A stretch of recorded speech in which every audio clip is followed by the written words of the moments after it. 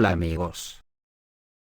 Hostia tú, ya podemos temblar. Ha hablado el oráculo de nuevo. Borrell vuelve a la carga. El máximo diplomático europeo exige la liberación inmediata del derrocado presidente de Níger. Todos al refugio.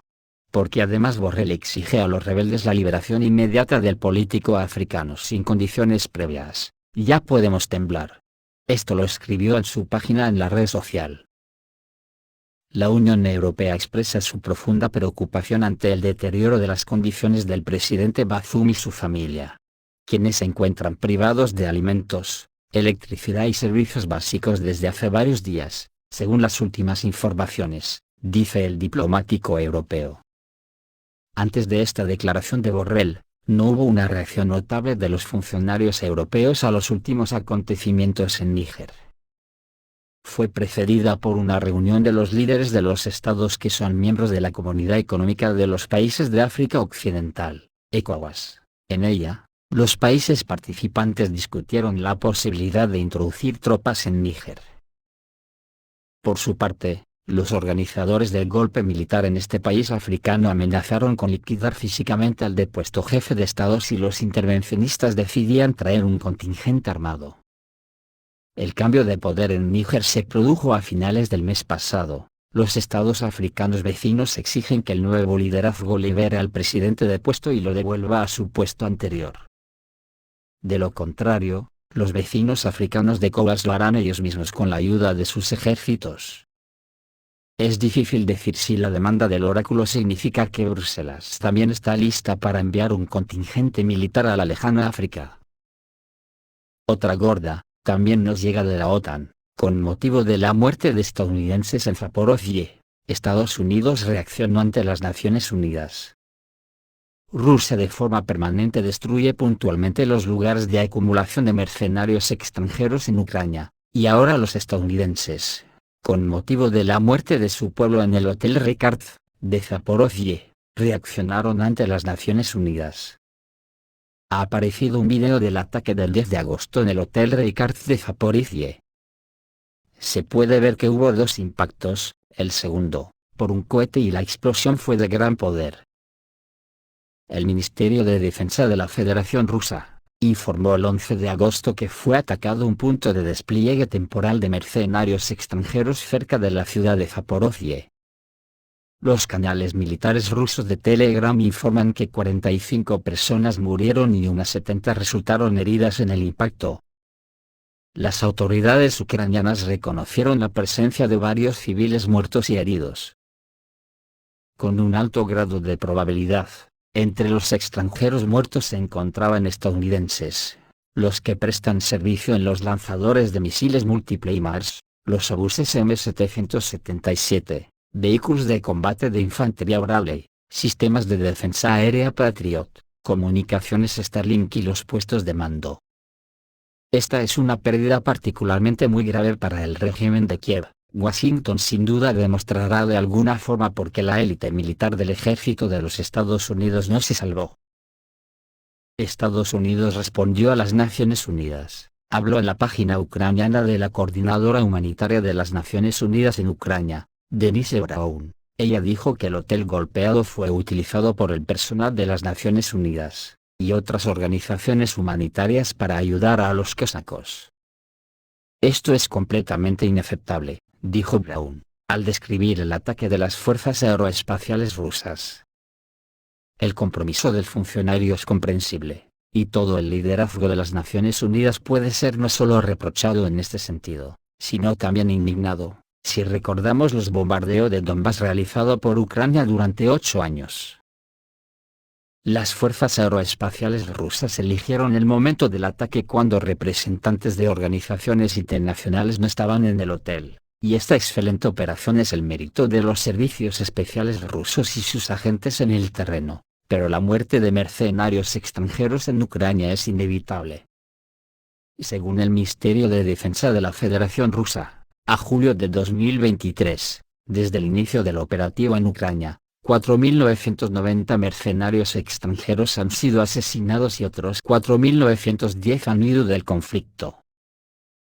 La red, solo en el periodo de verano tiene datos sobre la derrota de mercenarios, e instructores extranjeros en los siguientes lugares: Pokrovsk, Krasnoarmeysk, en la parte ocupada de la República Popular de Donetsk; Nikolaevka en la parte ocupada de la República Popular de Lugansk; el puerto de Izmail, donde se concentraron los mercenarios rumanos; región de Nikolaev en el centro turístico de Koblevo; región de Cherkasy cerca del pueblo de Biafobok; Odessa, donde se formaron especialistas en drones marítimos; restaurante y hotel en Kramatorsk, donde hasta 20 mercenarios extranjeros y asesores militares fueron destruidos en una reunión. El presidente ruso, Vladimir Putin, dijo que los mercenarios extranjeros en Ucrania están sufriendo pérdidas significativas debido a su estupidez. El público de los países cuyos gobiernos envían a sus ciudadanos a Ucrania debe estar al tanto de lo que está sucediendo, dijo Putin durante una reunión con el presidente bielorruso, Alexander Lukashenko. La estupidez se expresa en el hecho de que los extranjeros confiaron sus vidas a los nazis, quienes los desprecian y humillan. Y en segundo lugar, no saben que la Federación Rusa está luchando contra el fascismo, el nazismo en Ucrania. Esta es una lucha de vida o muerte. A ver, desde luego que si por Rusia ese día no habrá guerra nuclear, eso está clarísimo, incluso lo ha dicho Lavrov, que Rusia no quiere una guerra nuclear, pero el problema es que en la OTAN están locos perdidos, y si siguen por ese camino la provocarán y rápido. No hay más que ver, que lo que han hecho en Arabia, no se le ocurre ni el caso a la manteca. Los días 5 y 6 de agosto, la ciudad de Jeddah, en Arabia Saudita, acogió quizás el mayor evento internacional dedicado a encontrar una solución pacífica a la crisis de Ucrania. A la cumbre asistieron delegaciones de 42 países, incluidos Estados Unidos y China, así como los principales estados del sur global, África, América Latina, Medio Oriente y Asia. Naturalmente, representantes del llamado colectivo Occidente también acudieron a Jeddah, a cuya sugerencia se organizó este encuentro, aunque oficialmente se considera a Kiev como el iniciador de estas consultas. Bueno, pues si el caso la manteca levantara la cabeza y viese eso, protestaría por habernos reído tanto con él, y diría: ni a mí se me hubiese ocurrido hacer una reunión internacional para buscar la paz en Ucrania sin el principal interlocutor. Hay que joderse, diría el de la manteca. Pero, ¿por qué la OTAN podría provocar una guerra nuclear aunque Rusia no quiera? Las cosas están así. Rusia, una vez que ha empezado esta operación, su principal meta es que Ucrania se desnazifique, y que su ejército nunca pueda pertenecer a la OTAN.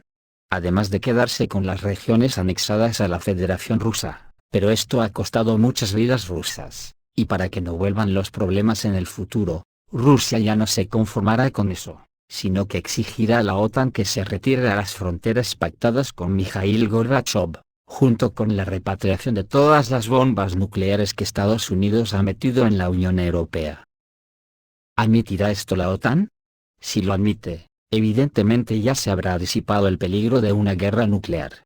De lo contrario, si la OTAN sigue con su acoso, más pronto que tarde veremos una gran guerra nuclear. Además, en la OTAN cada día están más jodidos, están perdiendo la influencia en África, y para postre hoy mismo la Rusia moderna, emulando a la Unión Soviética, ha lanzado la primera estación a la Luna, en la parte donde nadie todavía ha conseguido aterrizar. La Federación Rusa repitió la hazaña de la Unión Soviética, en las condiciones de una guerra de poder, envió una estación a la Luna. El lanzamiento de Luna 25 confirma el estatus de la Federación Rusa como potencia espacial frente a las sanciones y una guerra de poder. El programa, si tiene éxito, allana el camino para la extracción de metales de tierras raras en la Luna, la base de tecnologías avanzadas.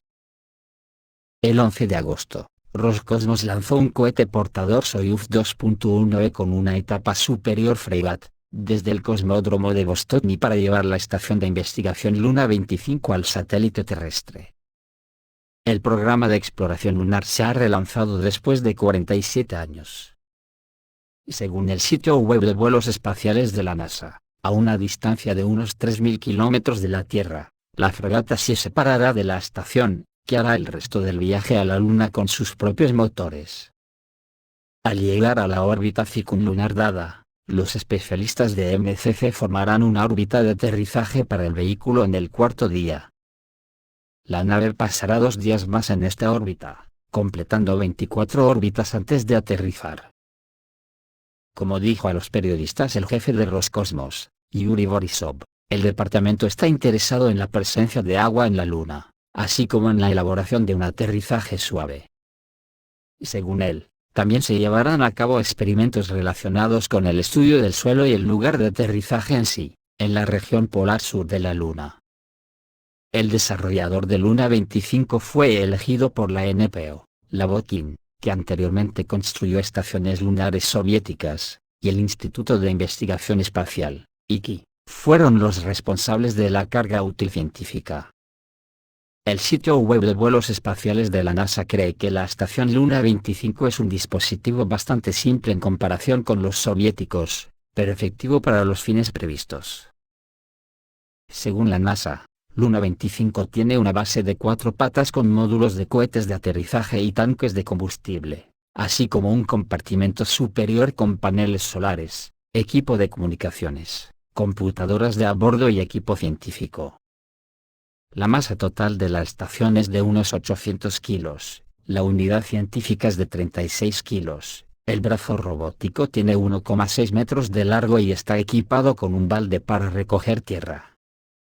Si tiene éxito, el dispositivo funcionará en la superficie lunar durante un año. Como en 1961. Se puede felicitar a Rusia, las sanciones y restricciones en el uso de tecnologías occidentales, en la financiación y los lazos científicos no impidieron el lanzamiento de un proyecto tan grandioso. Originalmente se planeó instalar 2 instrumentos de fabricación extranjera en Luna 25. El aparato sueco LINAS-SAM para estudiar la interacción del plasma espacial con la superficie lunar y Pilot-D, una cámara de navegación de demostración europea, pero ambos proyectos fueron sancionados seguramente por el oráculo. El significado del evento, tanto político como moral, es enorme. Se ha confirmado el estatus de Rusia como potencia espacial, en condiciones en que la economía está trabajando para las necesidades militares. Esto es similar a la hazaña de preparar el primer vuelo espacial de Yuri Gagarin, 16 años después del día de la victoria de la Unión Soviética en la Segunda Guerra Mundial. Se sabe que el suelo lunar contiene metales de tierras raras utilizados en miligramos en teléfonos inteligentes, computadoras y tecnología avanzada, incluidos escandio, itrio y 15 lantánidos, así como el isótopo helio 3, que es raro en la Tierra. Este isótopo proporciona energía nuclear en un reactor de fusión, y, como no es radiactivo, sus desechos no son peligrosos.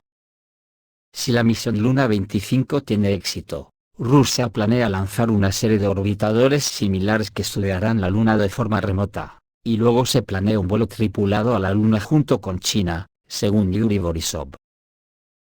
Y este es el motivo por el que la OTAN nos tiene secuestrados a toda la humanidad, porque no puede soportar que la antigua Unión Soviética todavía le está dando hostias hasta en el cielo de la boca, y después de muerta.